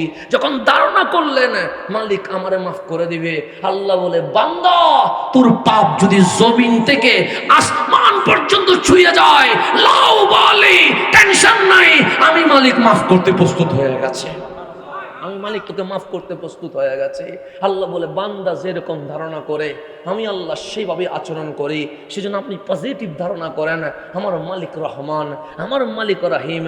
তো আল্লাহ বলেন ফেরেশতারে আমি তো আমার বান্দারে প্রথম সবক দিয়েছি বিসমিল্লাহ, আল্লাহর নামে শুরু। তিনি কে? আল কাহার, আল্লাহ বলে না। তিনি কে? জুল জালাল, আল্লাহ বলে না। আর রহমান আর রহিম, আমার বান্দা তো আমাকে রহমান ডাকছে, রহিম ডাকছে, গফুর ডাকছে, ওদুদ ডাকছে। ফেরেশতারে বান্দা দুনিয়াতে যাওয়ার পর গুনাহ করবে, পাপ করবে, অপরাধ করবে, আমার কাহারিয়ত উঠে যাবে, জালালিয়ত উঠে যাবে। ঠিক আরশের নিচে বাইতুল মামুরের নিচে একটা ঘর বানাও যেটার নাম বাইতুল্লাহ, খানায়ে কাবা। আজকে যেমন তোমরা তাওয়াফ করার কারণে আমি আল্লাহর কাহারিয়ত থেমে গেছে, রহমানিয়তের জোয়ার শুরু হয়ে গেছে, ঠিক আমার বান্দাও গুনাহ করার পর খানায়ে কাবাতে এসে লাব্বাইক আল্লাহুম্মা লাব্বাইক বলে তাওয়াফ করলে আমি মালিক আমার বান্দার উপর খুশি হয়ে যাব। দেখেন আল্লাহ মানুষ বানানোর আগে মানুষকে কিভাবে ক্ষমা করা যায় সেটার ব্যবস্থা করতেছেন। আর আমি কি করি? সিনেমায় যাই, আমি কি করি? নাটকে যাই, আমি কি করি? মাদকে যাই, আমি কি করি? যে কবর দেখলে ওসমান জুন্নুরাইন কাঁদতেন, যে কবর দেখলে ফারুক আজম কাঁদতেন, যেই নামাজের আজানের ধ্বনি শুনলে মাওলা আলীর চেহারার ধরন পর্যন্ত পরিবর্তন হয়ে যেত, শরীরের মধ্যে কম্পন শুরু হয়ে যাইত। আমরা ফজর পড়ি না, আমাদের কোনো আফসোস নাই, ফজর পড়ি নাই তো কি হয়েছে, জোহর পড়ি নাই, জোহর যে পড়ি নাই সেটা পর্যন্ত মনের ভিতরে আসতেছে না, আসর মাগরিব পড়ি নাই, বিদ্যু পরিমাণ অনুশোচনা নাই। আর আজান দিতে নিজেদেরই সৈয়দুনা মাওলা আলীর চেহারার রং পরিবর্তন হয়ে গেছে, শরীর কাঁপাকাঁপি শুরু হয়ে গেছে। মানুষ জিজ্ঞেস করছে, আলী রে, আজান দিলে আপনার চেহারার রং পরিবর্তন হয়ে যায়, শরীর কাঁপাকাঁপি করে কেন? তখন মাওলা আলী বললেন, তুমি কি নামাজকে সহজ কোনো ইবাদত মনে করেছো? সবাই বললেন, এটা কিরকম ইবাদত? আমার মালিক এই নামাজ অনেক সৃষ্টিকে দিয়ে দিয়েছিল, কোনো সৃষ্টি নিতে পারে নাই, কিন্তু আমার মালিকের বিশ্বাস এই নামাজ কেউ নিতে না পারলেও আমার বান্দা তারা ঠিক মতো নিতে পারবে। আল্লাহ আমাদেরকে এই নামাজের যোগ্য মনে করে আমাদেরকে আমানত দিয়েছে, আর আমরাই নামাজ পড়ি না, আমরাই মসজিদে আসি না, আমাদের আজানের ধ্বনি আমাদের বুকে কোনো খবর করে না। সেই জন্য আজান শুনলে মানুষ কাঁপে, কিন্তু আমাদের তো কম্পন হয় না। আমরা তো কবরস্থান নিয়ে টিকটক বানাই, আমরা তো কবরের উপর বসে বসে জুয়া খেলি। এইরকমও আনোয়ারের অনেক কবরস্থানে ঘুরলে এখন আপনি দেখবেন এই কবরের উপর মুসলমানের ছেলেরা ছক্কা খেলা খাওয়া শুরু করেছে। আনোয়ারাতেও আছে, আছে না? আছে, দেখেন না, অনেক কবরস্থানের মধ্যে এখন দেখবেন কাঠকালা খেলতেছে। কিসের উপরে? উসমান জুন্নুরাইন কবর দেখলে বাচ্চার মতো কাঁদে। কোন উসমান? যে উসমান জুন্নুরাইন নবীর হাত থেকে জান্নাত কিনে নিয়েছে। কার হাত থেকে? নবীর হাত থেকে জান্নাত কিনে নিছে। রসুলের হাত থেকে কিনে নেওয়া, একটা হচ্ছে জান্নাতে যাওয়া, আল্লাহ গিফট করছে, দয়া করছে, এটা একটা। আর একটা হচ্ছে জান্নাত আমি কি করছি? কিনে নিয়েছি, মালিকানা নিয়েছি। সেরকম উসমান জুন্নুরাইন কবর দেখলে কাঁদে, আর আমরা কবর নিয়ে এখন কি করি? টিকটক করে। টিকটক এখন টিকটকের মধ্যে এখন কবরস্থান, এদিকে একজন বসে আছে, ওদিক থেকে একজন সালাম দিবে, তারপরে ওখান থেকে একজন সালাম দিবে। এটা নিয়ে মস্কারি শুরু করছে। কি নিয়ে? কবর নিয়ে। মস্কারিরও একটা সীমা ছিল। এখন তো কবর নিয়েও আমরা কি করি? মস্কারি করি। মানুষ কাবায় যায়, খানায় কাবায় যায় মালিকের কি করার জন্য? তাওয়াফ করার জন্য। এখন দেখবেন প্রত্যেক হাজি মোবাইল নিয়ে যেন সেলফি না তুললে তাওয়াফ যেন কবুল হচ্ছে না, লাইভ না দিলে যেমন আরাফার ময়দানের অবস্থান কি হচ্ছে না, কবুল হচ্ছে না। আমরা সাফা মারওয়া সাইয়ের সময় ভিডিও না করলে যেন আমাদের সাই এটা কি হচ্ছে না, কবুল হচ্ছে না। আর তরুণ বাদ দেন, বৃদ্ধ মানুষ পর্যন্ত ডান হাত দিয়ে সেলফি ধরে আছে, বাম হাত দিয়ে শয়তানকে কি মারছে? পাথর মারছে। আরে শয়তানও তো আশ্চর্য হচ্ছে, এ বলে আমারে পাথর মারি লাভ কি? আমার চেয়ে বড় শয়তান তো তুই এনে দাঁড়ায় আছিস। শয়তান তো আফসোস করতেছে, শয়তান আফসোস করতেছে। কারণ এমন মোবাইলে সরাসরি মদিনায়ে মুনাওয়ারা, যেটা আদবের জায়গা। সৈয়দুনা মালিক রাদিয়াল্লাহু তাআলা, ইমাম মালিক, যিনি জুতা নিয়ে মদিনায় কি করে নাই, হাঁটে নাই। আপনি মদিনা চত্বরে জুতা ছাড়া হাঁটতে পারবেন? টাইসের গরমে ফাঁকি হয়ে যাবে, ফুসকা পড়ে যাবে। ওই জায়গায় সৈয়দুনা ইমাম মালিক জীবনে কখনো কি করে নাই? জুতা পরে নাই। ছাত্ররা জিজ্ঞেস করছেন, হুজুর এই গরমে মরুভূমির মাটি উত্তপ্ত হয়ে আছে, এই মাটিতে আপনার পায়ে ফুটা ফুটা আগুনের দাগ পড়ে যাচ্ছে, আপনি জুতা পরলে কি হয়? উনি বললেন, আমি এই শহরে জুতা পরি কেমনে? আমার কামলিওয়ালা কোন দিকে হেঁটে গেছে আমি তো জানি না। আমার নবীর হেঁটে যাওয়া মাটির উপরে আমি জুতা পরে হাঁটবো? এত বড় বেয়াদব তো আমি ইমাম মালিক হইতে পারবো না। আরে ইমামরা জুতা ছাড়া মদিনার আশেপাশে ঘুরছে, আর আমার ভাই উমরায় গিয়ে আমাদেরকে বলে, হুজুর একটা ভিডিও কল দিব, আপনি একটু সালাম দেন না। ওখানে কি ভিডিও কল দেওয়া জায়গা? কোথায়? রোজা মুবারকের সামনে দাঁড়ায় আমাদেরকে মেসেজ দেয়, আমাদেরকে তাদের ভিডিও কল দিয়ে আপনাকে। কত বড় বেয়াদবি হচ্ছে। রসুলের সবচেয়ে গম্ভীর কিসের ভিডিও কল? রসুলের মদিনায়ে মুনাওয়ারায় কিসের ছবি? রসুলের মদিনায়ে মুনাওয়ারায় কিসের লাইভ? রসুলের মদিনায় কত হাজার আশিক মদিনায় যেতে পারছে না বলে রাত 3টায় সুখের পানি ছেড়ে দেয়, আর কামলিওয়ালা আমারই কবুল করেছে, আর আমি সবচেয়ে গম্ভীরের সামনে দাঁড়িয়ে মোবাইলের কথা মনে পড়ছে। এটার চেয়ে বড় বেয়াদবি আর কি হইতে পারে? এটার চেয়ে বড় বেয়াদবি আছে? মোবাইলের কথা মনে পড়তেছে, কোথায় দাঁড়ায়? রসুলের সবচেয়ে গম্ভীর দাঁড়ায়, মোবাইলের কথা মনে পড়তেছে। এর চেয়ে বড় বেয়াদবি আর কি হইতে পারে? সেজন্য ইমামে আজম কত বড়, আমরা কত সৌভাগ্যবান, আমরা হানাফি মাযহাবের অন্তর্ভুক্ত হয়েছি। ইমামে আজম ফতোয়া দিচ্ছেন 4 রাকাত বিশিষ্ট নামাজে দ্বিতীয় রাকাতে তাহিয়া পড়ার পরে যদি দরুদ ইব্রাহিম কেউ ভুলে পড়ে, তাকে অবশ্যই সহসিজদা দিতে হবে। কি দিতে হবে? কয় রাকাতে? 4 রাকাত বিশিষ্ট নামাজের কয় রাকাতে? দ্বিতীয় রাকাতে কেউ যদি ভুলে কি পড়ে? দরুদ ইব্রাহিম পড়ে, তাহলে তাকে অবশ্যই কি দিতে হবে? সহসিজদা। সহসিজদা মানে কি? শাস্তি। সে দোষ করছে, অপরাধ করছে। ইমাম শাফি যেদিন আসলেন, ইমামে আজম সেদিন দুনিয়া থেকে কি হয়ে গেছে? পর্দা হয়েছে, এক ইমাম আসছে আরেক ইমাম চলে গেছে। ইমাম শাফি যখন ইমামে আজমের ফতোয়া খুলতেছেন, দেখতেছেন 4 রাকাত বিশিষ্ট নামাজে ইমামে আজম ফতোয়া দিচ্ছে, দ্বিতীয় রাকাতে কেউ যদি দরুদ ইব্রাহিম পড়ে তাকে কি দিতে হবে? সিজদা দিতে হবে। ইমাম শাফি বললেন, এই ইমামে আজম, আমি আপনাকে বুক থেকে শ্রদ্ধা করে আমি আপনার জুতা মাথার উপর নিতে পারি, আপনি ইমামে আজম, এতে কোনো সন্দেহ নাই, কিন্তু আমি এই ফতোয়া মানতে পারলাম না। তখন ইমাম শাফি ফতোয়া দিচ্ছে, আমার মাযহাবে 4 রাকাত বিশিষ্ট নামাজে দ্বিতীয় রাকাতে কেউ যদি দরুদ ইব্রাহিম পড়ে তাকে কোনো সিজদা দেওয়া লাগবে না। ফতোয়া দিয়ে দিয়েছেন ইমাম শাফি। বলছে দরুদ শরীফ আবার কিসের ফতোয়া? দরুদ শরীফে কোনো ফতোয়া চলবে না, পড়ব, অসুবিধা নাই, দ্বিতীয় রাকাতে যদি পড়ে কোনো সমস্যা নাই।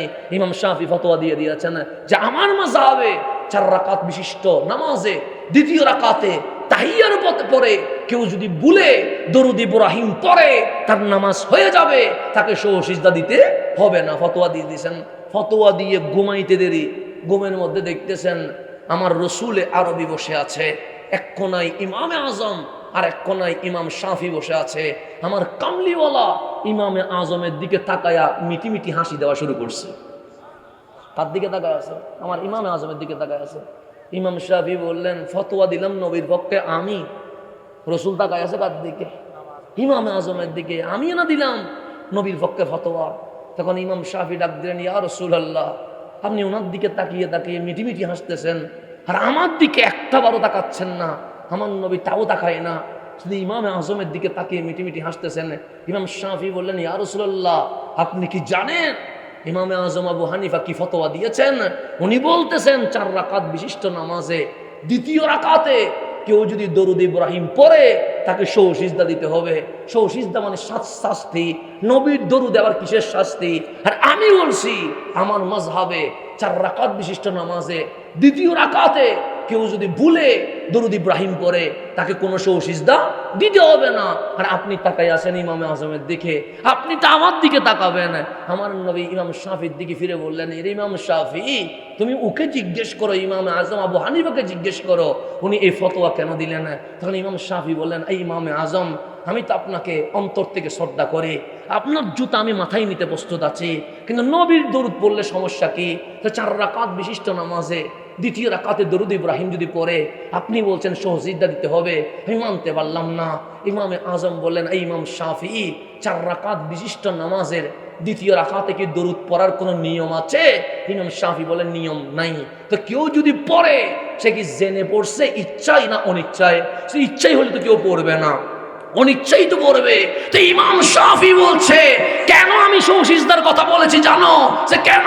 যে দ্বিতীয় রাকাতে কেউ যদি দরুদ ইব্রাহিম পড়ে সে ইচ্ছা করে পড়ে নাই, অনিচ্ছাই পড়েছে, সে জেনে পড়ে নাই, না জেনে পড়েছে, সে যে ভুলে পড়েছে, সে নামাজে অমনোযোগী অবস্থায় পড়েছে। আরে আমি ইমাম শাফির কথা হচ্ছে নবীর উপর দরুদ পড়বে আর মনোযোগ অন্যদিকে থাকবে, এটার চেয়ে বড় অপরাধ আর কিছু হইতে পারে না। তাকে অবশ্যই শাস্তির আওতায় আনতে হবে, তাকে সিজদা দিতেই হবে, কারণ সে জেনে পড়ে নাই। কেন? সে যখন দরুদ পড়বে তার ভিতরে খেয়াল থাকতে হবে আমার নবী তো আমার চোখের সামনে আছে, তার খেয়াল থাকতে হবে আমি নবীকে দেখে দেখে সালাম দিচ্ছি। আর সে ভুলে না জেনে দ্বিতীয় রাকাতে কি পড়ে ফেলছে, দরুদ পড়ছে, অনিচ্ছাই পড়লো। কেন? এখানে আদবের কি আছে? ঘাটতি আছে। তা আদবের যেখানে ঘাটতি থাকে এর চেয়ে বড় অপরাধ আর কিছু হইতে, সুতরাং তাকে সিজদা কি করতে হবে? দিতে হবে। ইমাম শাফি বলেন, ইয়া রাসূলুল্লাহ, আমি স্যালেন্ডার, ওনার কাছে আমি আর কখনো আর কোনো বিষয়ে আপত্তি করার কোনো সুযোগ নাই, কারণ ইশকে রাসূলের ব্যাপারে ইমাম শাফি অনেক দূরে গিয়ে আছে। দেখেন ওনারা ভাবতেছেন দ্বিতীয় রাকাতে দরুদ পড়বে, তাও ভুলে কেন পড়বে? কারণ ভুলে যেহেতু হয়েছে, এখানে তাজিম ছিল না। আর আমি আপনি সোনার মদিনার সবচেয়ে গম্ভীরের সামনে দাঁড়িয়ে মোবাইলে লাইভ দেওয়ার কথা মনে পড়তেছে, ফেসবুকে পোস্ট দেওয়ার কথা মনে পড়তেছে, সেইখানে বসে অন্যজনকে কল দেওয়ার কথা মনে পড়তেছে, এটার চেয়ে বড় বেয়াদবি এই জমিন আর হইতে পারে। সেজন্য গভর্নমেন্টের উচিত মদিনার হেরেম এবং মক্কার হেরেম, মানে এখানে কোনো কি নেই, আদব নেই, কাবার সামনে আদব নেই, লাব্বাইক আল্লাহুম্মা লাব্বাইক বলছেন, মোবাইল, শুধু মোবাইল, সবখানে শুধু মোবাইলে সরাসরি, এখানে মানুষ দেখা যাচ্ছে না, শুধু কি দেখা যাচ্ছে? মোবাইল দেখা যাচ্ছে। হাজরে আসওয়াদ যেটা পাথর, আপনি কি মনে করছেন এটা কোনো ছোটখাটো পাথর? না, এটা বাবা আদম জান্নাত থেকে নিয়ে আসছে। আমার রসুল বলছেন হাজরে আসওয়াদের সাথে হাত লাগানো মানে সে ডাইরেক্ট আমার আল্লাহর কুদরতি হাতের সাথে মুসাফাহা করা শুরু করে দিয়েছে। হাতের পাথর এটা পাওয়ার কেমন জানেন? পাওয়ার এটার পাওয়ার, আপনি ডাইরেক্ট চুমা দিলেও চুমা, দূর থেকে চুমা দিলেও কি হয়ে যায়? চুমা হয়ে যায়। আপনি দূর থেকে আমারও চুমা দিলে চুমা হচ্ছে না, আমার কপালে আসি দিতে হবে, আমার হাতে আসি দিতে হবে। আপনি যদি এখানে বসে দিতে বলেন আপনার একটা চুমা দিলাম, এটা কি হবে? হবে না। কিন্তু এই হাজরে আসওয়াদকে কাছ থেকে চুমা দিলেও চুমা, দূর থেকে এভাবে চুমো দিলে কি হয়ে যায়? চুমো হয়ে যায়। আমার রসুল বলছে এই হাজরে আসওয়াদ যে পাথরটা কালো, এই পাথরটা কাল হাসরের ময়দানে যারা চুমু দিয়েছে, যারা টাচ করেছে, যারা জড়িয়ে ধরেছে, সবার জন্য এই পাথর আল্লাহর দরবারে সুপারিশ করতে থাকবে। পাথরে সুপারিশ করতেছে কিসে? আপনি নবী সুপারিশ মানতে পারতেছেন না, ওলি সুপারিশ মানতে পারতেছেন না। আর আমার নবী বলে ওলি নবী তো অনেক দূরে, তোমার জন্য হাজর আসওয়াদও কি করবে? সুপারিশ করবে। ওটার সামনে ভক্তি নিয়ে যাও, আদব নিয়ে যাও, প্রেম নিয়ে যাও, যেখানে প্রত্যেকটা জায়গা আপনার জন্য বরকতময়। সেখানে কি মোবাইলের কথা মনে পড়ার কথা? কত মানুষ মক্কা দেখে নাই, কত মানুষ কাবা দেখে নাই, তাদের মন কাঁদছে। আর আল্লাহ আপনার সুযোগ করে দিছে, আপনি কাবার সামনে নিয়ে মোবাইল নিয়ে কি করতেছেন? সরাসরি করতেছেন। সেজন্য কাবার সামনে যেতে পারা, মদিনার রওজার সামনে যেতে পারা, এটা বড় সৌভাগ্য। সেখানে কখনো মোবাইল খুলবেন না, কাউরে কল দিবেন না, কাউরে বলবেন না আপনাকে ভিডিও কল দিচ্ছে, আপনি এটা কি দেন, সালাম দেন, দরকার নাই। রসুল কাছ থেকেও শোনে, রসুল দূর থেকেও শোনে। মানে ভিডিও কলে সালাম দেওয়ার দরকার নাই, রসুল দূর থেকে শোনে না, শোনে না। এই বিশ্বাস কি আমাদের নাই? শরফুদ্দিন বসুরি যদি মিশরের আলেকজান্দ্রিয়াতে বসে মাওলায়া সল্লি ওয়াসাল্লিম দাইমান আবাদা লেখার কারণে আমার কামলিওয়ালা চাদর নিয়া সোনার মদিনা থেকে শরফুদ্দিন বসুরির ঘরে যদি আসতে পারে, আমরাও যদি সালামের মতো সালাম দিতে পারি, অবশ্যই আমার নবী আমাদের ঘরেও আসবে। আসবেন? আসবে। হুজুররা কিতাব পড়ায় শরহে জামি আছে না? আছে, পড়তে হয়। কিতাব এটা পড়া ছাড়া কি আলেম হওয়া যাবে? এই ইমাম জামির ব্যাপারে বলতেছেন, আব্দুর রহমান জামি, ওনার ব্যাপারে আমি বলি নাই, দেওবন্দের বড় আলেম, ওনারা দেওবন্দরা, ওনারা শাইখুল ইসলাম জাকারিয়া বলে, উনি ফাজাইলে দরুদের মধ্যে লিখতেছেন। আমাদেরগুলো বাদ, আমাদেরগুলো বললে অনেকে বলবে তোমরা বললে মানবো না, ইমাম শেরে বাংলা বলছে বললে মানবো না, আল্লাহ হজরত বললে বলবে মানবো না। ওনারা যাকে বলছে শাইখুল ইসলাম জাকারিয়া, উনি একটা কিতাব লিখছেন ফাজাইলে দরুদ। এটার কিতাবের মধ্যে লিখতেছেন যে ইমাম জামি, হুজুররা যে কিতাব পড়ায় আমাদেরকে শরহে জামি, এই কিতাবের লেখক উনি যখন হজের নিয়ত করেছে, উনি ঘরে বসে বসে বলছেন আমি যে মদিনায় যাব, আমার কামলিওয়ালার সালাম কিভাবে দিব? তো নবীর শানে নাত লিখছেন। কে লিখছে? নাত লিখতেছেন কে? ইমাম জামি রহমতুল্লাহ নাত লিখতেছেন কোথায় বসে? ঘরে বসে নিয়ত যে আমি জিলহজ্জে খানায়ে কাবার তাওয়াফ শেষ করে মদিনায় মুনাওয়ারায় যাব, আর আমার নবীর সামনে আমি জামি এই নাত শরীফ পড়ে পড়ে দরুদ সালাম পাঠ করতে থাকব। সেজন্য হজ করতে হয় মক্কায়, কবুল করাইতে হয় মদিনায়। এটা ওলামায়ে কেরামের 1400 বছরের আমল, নতুন কোনো আমল না, 1400 বছরের আমল। হজ করতে হয় কাবায়, কবুল করতে হয় কোথায়?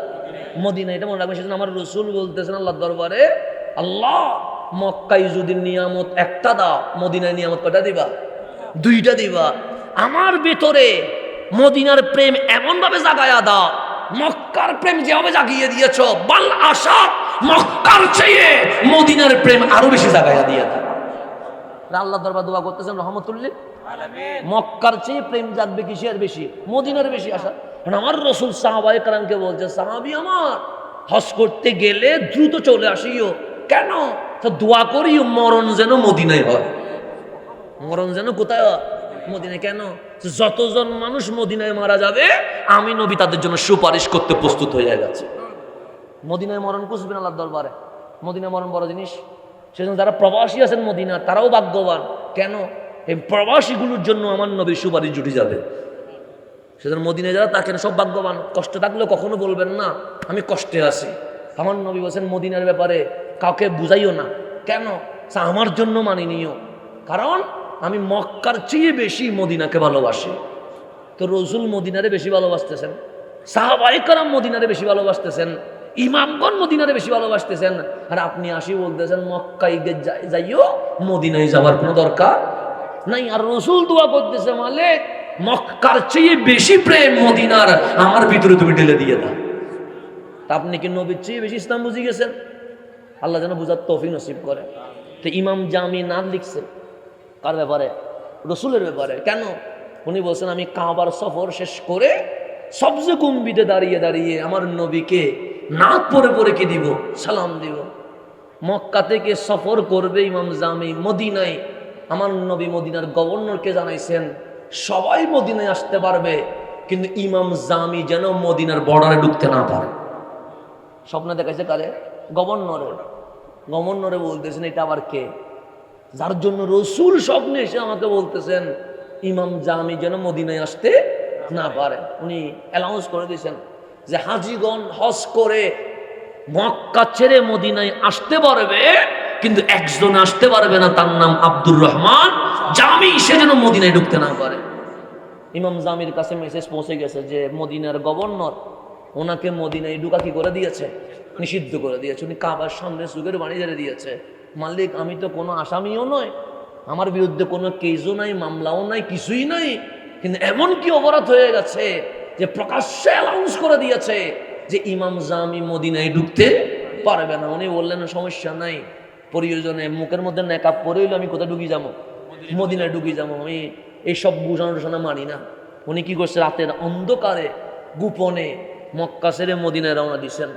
আল্লাহর হাবিব আবার গভর্নরকে বলতেছেন, গভর্নর তোমার ঘুম আসে কেমনে?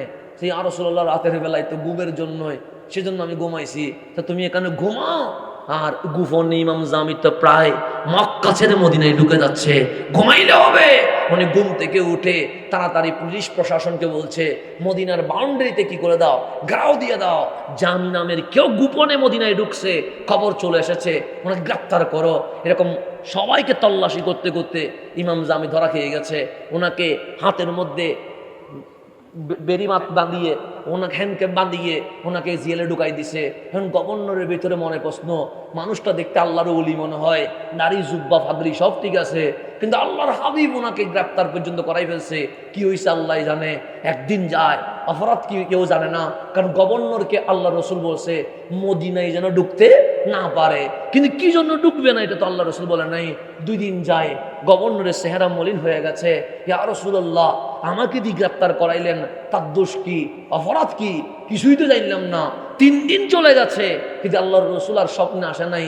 4th দিন গভর্নরকে স্বপ্নে দেখাচ্ছেন, গভর্নর আমার ইমাম জামিকে তুমি গ্রেফতার করে রাখছো কেন, জেলখানায় বন্দি রাখছো কেন, ছেড়ে দাও।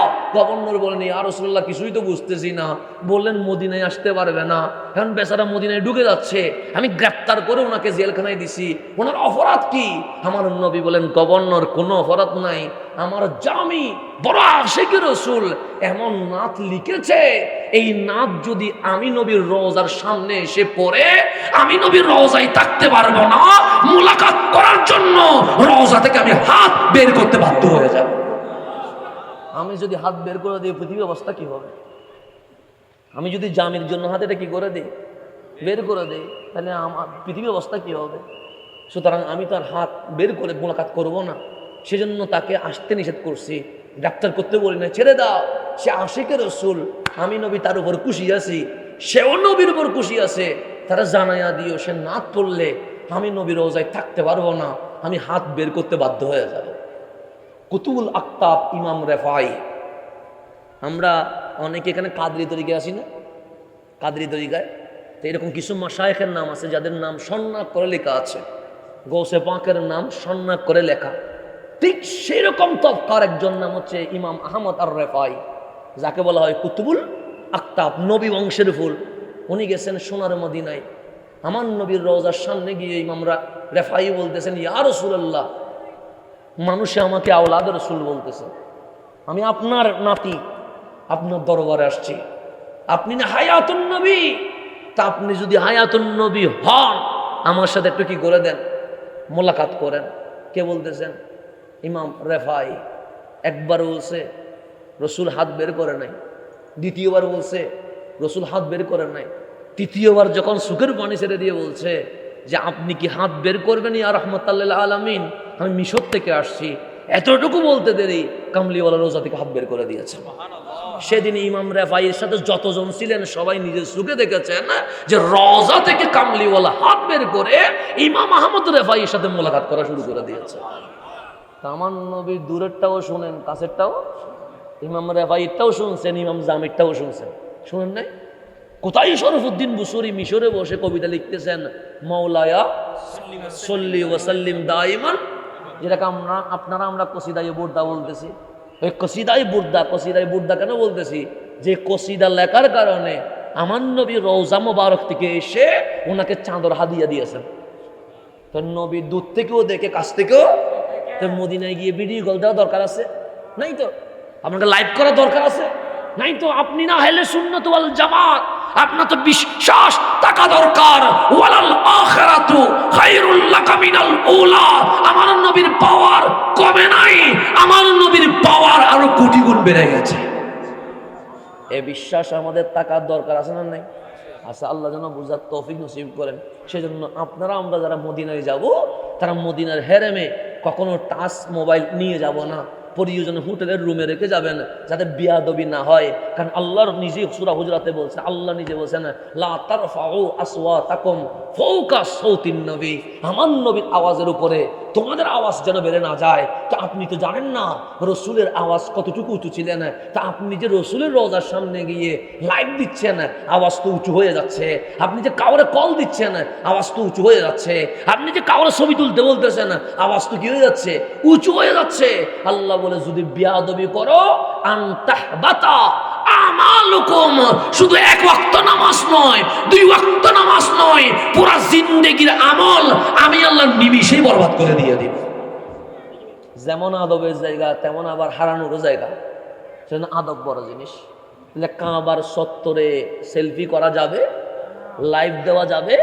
আমার নবী বলতেছেন, ইব্রাহিম খলিলুল্লাহ মক্কার কাবাকে হেরেম করেছে, আর আমি নবী মদিনাকে হেরেম করে দিয়েছে। তাহলে মক্কাকেও হেরেম করছে খলিলুল্লাহ, মদিনাকে হেরেম করছে হাবিবুল্লাহ। সেজন্য খলিলুল্লাহর হেরেমকেও সম্মান করতে হবে, হাবিবুল্লাহর হেরেমকেও কি করতে হবে? সম্মান করতে হবে। আল্লাহ যেন বোঝার তৌফিক নসিব করেন।